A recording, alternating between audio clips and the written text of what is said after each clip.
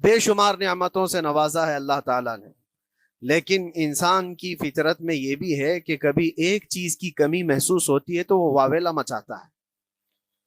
بہت شور کرتا ہے کہ مجھے یہ تکلیف ہوئی، وہ تکلیف ہوئی۔ اس کے صحت کے زمانے کو وہ یاد نہیں کرتا، مصیبت کے زمانے کو بہت جلدی یاد کرتا ہے۔ اسی لیے شکر گزار بندے بہت کم ہیں۔ عادت یہ ڈال لیں، جب مصیبت آئے، کوئی تکلیف آئے، تو ہمارے اندر یہ احساس پیدا ہو جائے کہ میرے گناہ اس سے بھی بڑی مصیبت کے لائق تھے، اللہ نے کم مصیبت عطا کی۔ جب کوئی بیمار ہو جائے، جب کبھی کسی آفت میں مبتلا ہو جائے، تو یقیناً درد تو ہوتا ہے، آدمی سہن نہیں کر پاتا، لیکن احساس دل میں یہ پیدا کرے اگر وہ انصاف کرنے پر آئے رب تبارک و تعالی میرے ہر گناہ کے بدلے بڑی بڑی سزائیں دے سکتا ہے، میں چھوٹی سی سزا میں ملوث ہوں، اللہ کریم، اس کا شکر ہے۔ اسی طرح سے میرے عزیزو، ایک بات میں آپ کو بتاتا ہوں، خاص طور پر ہمارے قید کے زمانے میں بہت سارے ایسے قیدی جیل کے اندر جانے کے بعد ان کے حالات ایسے ہو جاتے ہیں، وہ نا امید اور مایوس ہو کر کفریہ جملے بکنے لگ جاتے ہیں۔ ان کے حالات ایسے ہو جاتے ہیں کوئی خدا نہیں، اگر ہوتا تو ہماری سنتا، بہت کچھ عبادتیں بھی کرتے ہیں، نہیں جب قبول ہوتی ہے تو مایوس ہو جاتے ہیں۔ تو یہ تو اندر کے حالات ہیں، باہر بھی کسی کے ساتھ ایسا ہو سکتا ہے۔ میں تو 10 سال سے دعا کر رہا ہوں، اولاد ہی نہیں ہوئی، کوئی یہ کہتا ہے شادی ہو گئی 10 سال ہو گئے بچے نہیں ہو رہے ہیں، کوئی یہ کہتا ہے کہ میری بیٹی کا رشتہ ہی نہیں ہو رہا، ہر وظیفہ کر لیا، ہر دعا کر لیا، پھر یہاں سے نا امیدی، نا شکری۔ یہ جملے انسان کو کہاں تک پہنچا دیتے ہیں۔ ایک بات میں آپ کو بتاؤں، مولا علی کرم اللہ وجہہ الکریم کی یہ حکمت بھری بات ہے، ارشاد فرماتے ہیں جب کبھی مصیبت آئے اللہ کی طرف سے تو یہ امتحان ہے یا سزا ہے، کیسے پتا چلے؟ ظاہر سی بات ہے، ہر کوئی یہ کہتا ہے یہ تو اللہ کی طرف سے امتحان ہے، آزمائش۔ ہم بھی اندر تھے تو یہ بار بار احساس دلایا جاتا تھا، اور بعض لوگ یہ کہتے تھے کہ اللہ کی طرف سے آزمائش ہے، امتحان ہے، اس کو گزار لیجیے۔ بعض مرتبہ امتحان ہے اور بعض موقعوں پر سزا ہے، اور سزا کب ہے اور امتحان کب ہے یہ کیسے پتا چلے؟ بہت بڑا فارمولہ ہے۔ مولا علی کرم اللہ وجہ الکریم فرماتے ہیں جب کبھی تم پر کوئی مصیبت آئے تو یہ دیکھ لینا ان مصیبتوں کے دن میں تم اگر اللہ سے زیادہ قریب ہو گئے ہو، دعا زیادہ کرنے لگ گئے ہو، وظیفے زیادہ کرنے لگ گئے ہو،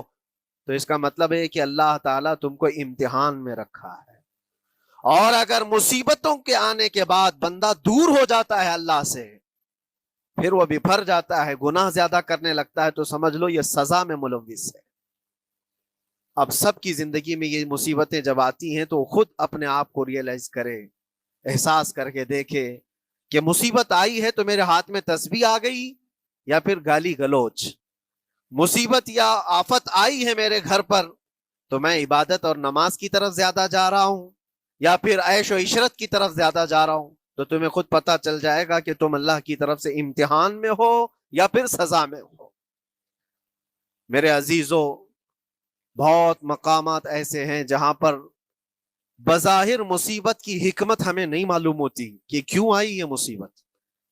کیوں دی گئی ہے ہمیں ایسی تکلیف۔ اسی کا نام تقدیر ہے کہ اللہ تعالیٰ کے لکھے ہوئے پر راضی رہنا یہ مومن کی شان ہے۔ مومن کو ہمہ وقت اللہ تبارک و تعالیٰ کی طرف سے لکھی ہوئی اس تقدیر پر راضی رہنا ہے۔ آپ کو میں ایک بات بتا دوں، حضرت ابو جندل ایک صحابی ہیں، مکہ مکرمہ میں ایمان لائے، رسول پاک صلی اللہ تعالی علیہ وسلم جب ابھی مکہ میں تھے، اس وقت غریب صحابہ کو کفار مکہ، مشرکین مکہ کس طرح سے پکڑ کر مارتے تھے، کیسے کیسی سزائیں دیا کرتے تھے۔ اسی اسنا میں اللہ کے نبی صلی اللہ علیہ وسلم ہجرت کر کے مدینہ تشریف لے گئے، لیکن جو ابو جندل تھے یہ قید میں تھے، قید میں تھے، ان کا باپ خود ان کو قید میں رکھا ہوا تھا، اور ایسی قید کہ زنجیریں بندھی ہوئی رہتی تھی، مسلسل کئی سال گزر گئے۔ حضور پاک صلی اللہ تعالی علیہ وسلم کی ہجرت کے 6 سال گزر جانے کے بعد 7واں سال تھا جب آپ کو بتاؤں حدیبیہ کا وہ منظر پیش آیا جس کو صلح حدیبیہ کہا جاتا ہے. تقریباً 1400 صحابہ کے ساتھ رسول کریم صلی اللہ تعالی علیہ وسلم عمرہ کرنے کے لیے آئے، لیکن اس وقت مکہ کے کفار و مشرکین مکہ سے تقریباً 35 کلومیٹر باہر دور آپ کا راستہ روک لیا، کہا ہم آپ کو عمرہ کرنے نہیں دیں گے، آپ کے اصحاب کو، آپ کے صحابہ کو ہم مکہ میں انٹر ہونے نہیں دیں گے. جنگ جیسی نوبت آ گئی تھی، لیکن حضور پاک صلی اللہ تعالی علیہ وسلم اور صحابہ احرام پہن کر کے عمرہ کرنے کے لیے آئے. تو پھر درمیانی راستہ یہ اختیار کیا گیا. حضور پاک صلی اللہ علیہ وسلم نے فرمایا کہ ہم صلح کر لیتے ہیں، کچھ ایگریمنٹ ہو جائے ہمارے اور تمہارے درمیان، جنگ نہیں کریں گے، آج سے جنگ بندی ہو جائے. تو کفار مکہ اس بات پر راضی ہوئے اور اس کے بعد صلح، جس کو کہتے ہیں صلح حدیبیہ، یہ بہت مشہور ہے. صلح حدیبیہ ہوئی، اس میں سارے پوائنٹس جو لکھے گئے تھے ایگریمنٹ کے اندر وہ سب مکہ والوں کی حمایت میں زیادہ تھے. دبا کر کے انہوں نے صلح کی تھی اس طرح سے ان کے نظام کے مطابق